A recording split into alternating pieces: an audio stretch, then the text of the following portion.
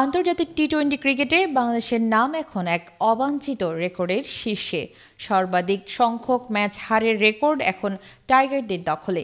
Cricket দুনিয়ার দ্রুততম ও রোমাঞ্চকর এই ফরম্যাটে বাংলাদেশের এমন পরিসংখ্যান দেশের ক্রিকেট প্রেমীদের মনে বাড়িয়েছে উদ্বেগ। গতকাল এক আন্তর্জাতিক টি-20 ম্যাচে পাকিস্তানের বিপক্ষে পরাজয়ের মধ্য দিয়ে বাংলাদেশ তাদের ১১২তম টি-20 হার বরণ করে নেয়। এর মাধ্যমে ওয়েস্ট ইন্ডিজের ১১০ হারকে পেছনে ফেলে এই অনাকাঙ্ক্ষিত তালিকার ১ নম্বরে উঠে এসেছে টাইগাররা।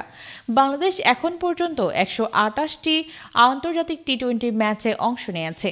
এর মধ্যে জয় এসেছে মাত্র ৭২টিতে, অর্থাৎ জয়ের হার মাত্র ৩৮%। বাকি ১১২টি ম্যাচেই হেরেছে দলটি, যা বিশ্বের যে কোনো দেশের তুলনায় সর্বোচ্চ। বিশ্লেষকদের মতে দলের ধারাবাহিকতার অভাব, ব্যাটিং অর্ডারে অস্থিরতা আর বোলিংয়ে পরিকল্পনার ঘাটতি এই হতাশাজনক পরিসংখ্যানের মূল কারণ।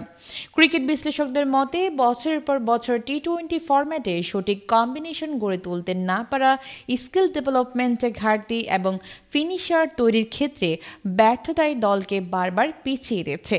এই কারণেই আজও টি-20তে দলের অবস্থান দুর্বল ও অনিশ্চিত।